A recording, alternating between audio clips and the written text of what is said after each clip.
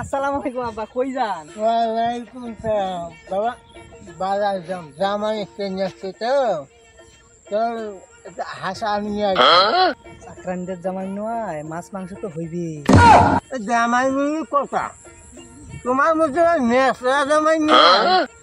আমার ছোট ভাই বছরে একবার আইছি হয়েছি আর তোমার বছরে 11 আমার বাড়ি থাকে।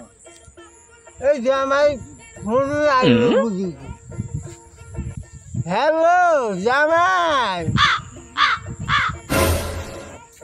তোমার বাড়াইছেন নাকি?